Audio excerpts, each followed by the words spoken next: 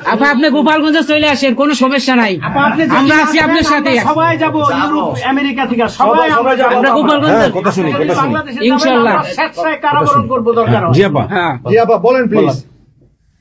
ওই আগুন দিয়ে পোড়ানোর পরে যেটুকু অবশিষ্ট ছিল সেটা লুট করতে গেছিল, ওটা চোর।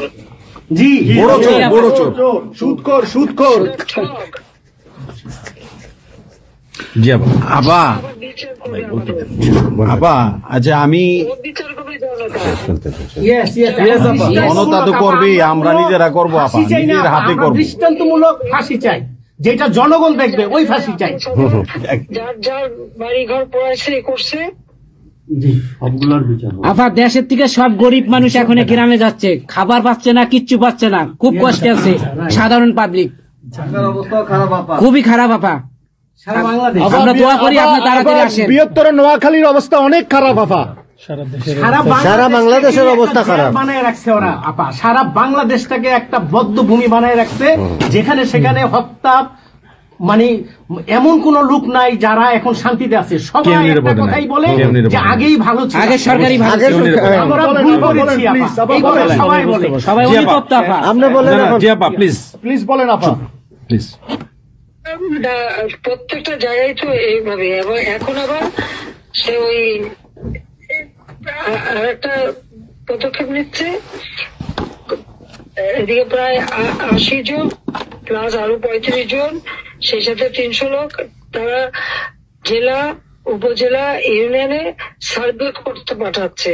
সবাইকে বলে দাও ওই সার্ভে করতে কারা যায়, কাদের নাম লিখছে, আমরা করবো। Definitely quick that it, yeah. আমরা চাই আপা আপনি সুস্থ থাকেন, আপনি সুস্থ থাকলে বাংলাদেশ সুস্থ থাকবে, বাংলাদেশ ভালো থাকবে। আপনাকে আবার আমরা ফিরিয়ে এনে বাংলাদেশকে আবার এগিয়ে নিয়ে যাওয়ার জয়ের মালা করা বাবা, আবার জয় জয় বাংলা, জয় বঙ্গবন্ধু। জি আপা প্লিজ। আমরা তোমাদের যে দেশে আছো সেই দেশে স্যার ডেনমার্ক আমেরিকা সবাই এখানে আছি আপা, ডেনমার্ক আমেরিকা সবাই আছেন আপা। আপনি এখন আমাদের কিছু নির্দেশনা দেন, আমরা প্রবাসী থেকে কি করতে পারি, এবং বাংলাদেশে আমাদের যে ফ্যামিলি আছে, আত্মীয় স্বজন আছে, আমাদের যে বিভিন্ন দলের নেতৃবৃন্দরা আছে, আমরা কিন্তু অর্থনৈতিক থেকে বিভিন্ন ভাবে সহযোগিতা করতেছি, যার যেভাবে পারি আমরা। বাকিটা আপা আপনি নির্দেশনা দেন, আপনার নির্দেশনার মতো আমরা কাজ করবো বাংলাদেশে এবং প্রবাসে।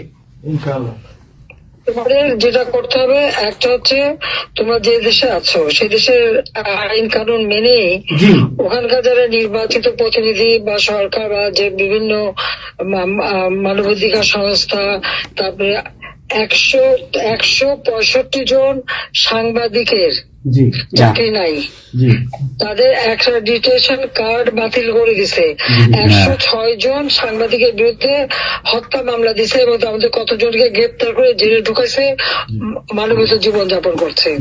সাংস্কৃতিক কাজ করতে পারে না, ব্যান্ড কোন অনুষ্ঠান করতে পারে না, পাকিস্তান থেকে ব্যান্ড শো এনে করায়, অথচ আমাদের দেশে ব্যান্ড শো যারা তারা এখন কাজ পায় না।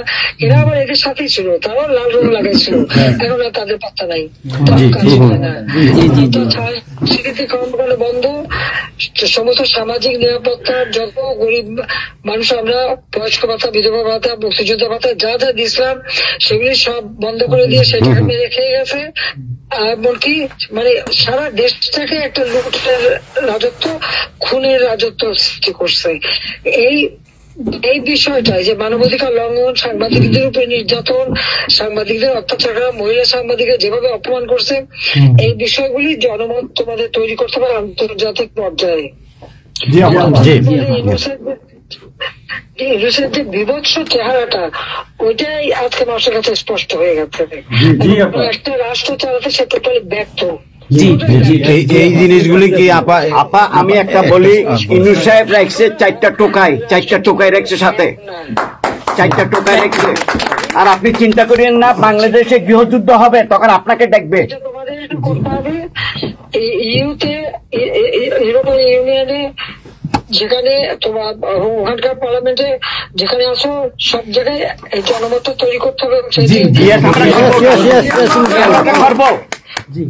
সন্ত্রাসের রাষ্ট্রে পরিণত করছে বা মানুষ খুন করছে, আজকে খুন করছে। আজকে তুমি জানো মতলবে আমাদের মোহাম্মদ হোসেন ভাইয়ের বাড়িতে আগুন এইগুলি সে করে বেড়াচ্ছে এবং সমস্ত এই ইচ্ছা মতো। কাজে তোমরা এই বিষয়গুলি তোলো, আর আত্মীয় স্বজন বন্ধু বান্ধব পরিচিত জানাচ্ছে খুবই কষ্ট আছে, তাদেরকে সাহায্য করো। মামলা দিয়ে দিয়ে আমাদের নেতা কর্মীদের চরম হয়রানি করে যাচ্ছে, তাদেরকে সহযোগিতা করা, এই যে আইনজীবী ঠিক করা এবং আন্তর্জাতিক ভাবে কিভাবে মানে এদেরকে সব জনমত সৃষ্টি করা, সরকার যে অপকর্মগুলি করছে সেগুলি তুলে ধরা, এই কাজগুলি তোমাদের আমরা করবো। আবার একটা জিনিস একটু সন্দেহ লাগতেছে আপা, তাদের সাথে তোমরা থাকবা, কাজ করবা, আর দেশের ভিতরে মানুষকে যে এই সরকারকে না তাহলে দেশের মানুষের মুক্তি দেয় করবে।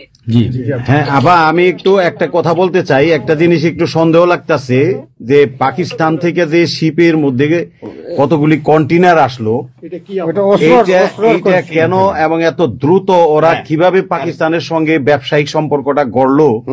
কারণ এইটা তো কোনোদিন ছিল না বাংলাদেশে, ৭১-এর পরে এটা হয় নাই আপা।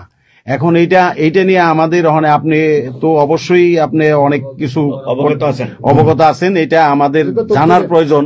এই তথ্যটা আমাদের বের করা উচিত যে কোনো ভাবে, গোয়েন্দা বলেন, যে কোনো ভাবে আমাদের তো কিছু না কিছু আছে, এদের মাধ্যমে এই জিনিসটা আমাদের খুবই দ্রুত বের করা উচিত। এরা কি মনে করতেছে, মনে হয় সম্ভবত ভয় পাইতেছে যে আমরা হয়তো দেশে একটা অরাজকতা সৃষ্টি করুম, ওরা একটা গৃহযুদ্ধের প্রস্তুতি নিতেছে অস্ত্র।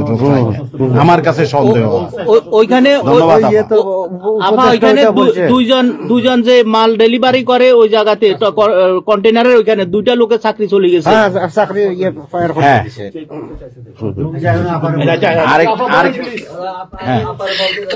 দেখতে চাই যে স্ক্যান করতে চেয়েছে, দেয় নাই।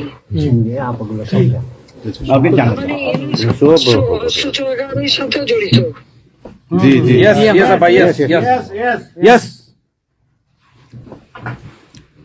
আপা এই দেশটাকে তো ওরা আবার সেই পাকিস্তানের পর্যায়ে নিয়ে গেছে, আমাদের এই দেশটাকে আবার উদ্ধার করতে হবে ইনশাল্লাহ। এজন্য আমাদের যা করতে হবে প্রবাসে এবং দেশে আপা, আমরা যারা বাহিরে আছি আপা, আমরা প্রয়োজনে দেশে গিয়ে আবার ওই মুক্তিযুদ্ধ আমরা দেখি নাই ৭১-এ, আমরা নতুন মুক্তিযুদ্ধে আমরা অংশ নিব আপা ইনশাল্লাহ। এই দেশকে উদ্ধার করতেই হবে আপা আমাদের। একটা শুনি। জি আপা বলেন। আপা আমরা শেষ করবেন। আমরা ডেনমার্ক আওয়ামী লীগের পক্ষ থেকে এই জায়গায় আমরা যারা আছি, আমাদের বয়োজ্যেষ্ঠ নেতৃবৃন্দ আছে।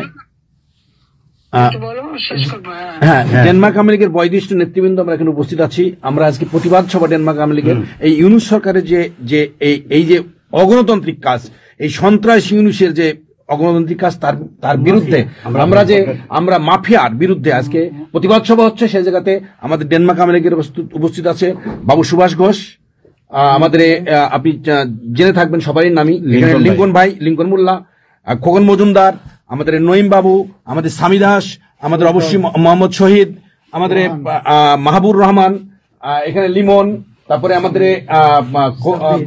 সাব্বির, তারপরে উপস্থিত আছেন আমাদের শামীম খালাসি, বোরহানউদ্দিন, আমাদের মাসুদ চৌধুরী, সামি দাস, হিল্লোল বড়ুয়া, লিমন, অনেক নেতাকর্মী দাদা আপা, অনেক নেতাকর্মী উপস্থিত আছে।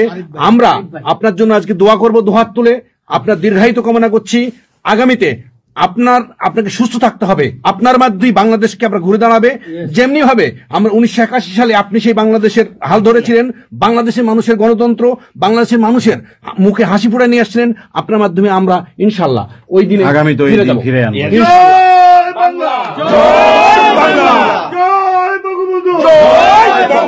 শেখ হাসিনার সরকার বারবার দরকার, বারবার দরকার। শেখ হাসিনার সরকার, শেখ হাসিনার ভয় নাই, রাজপথ ছাড়ি নাই, রাজপথ ছাড়ি নাই। শেখ হাসিনার ভয় নাই, শেখ হাসিনার সরকার বারবার দরকার, শেখ হাসিনার সরকার বারবার দরকার।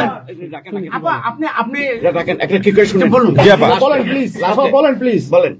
আপনি তো বিজি এমনিও।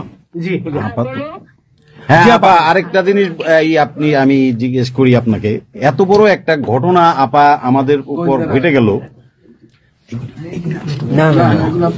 আপা আমার আমাদের গোয়েন্দারা কি করছে আপা?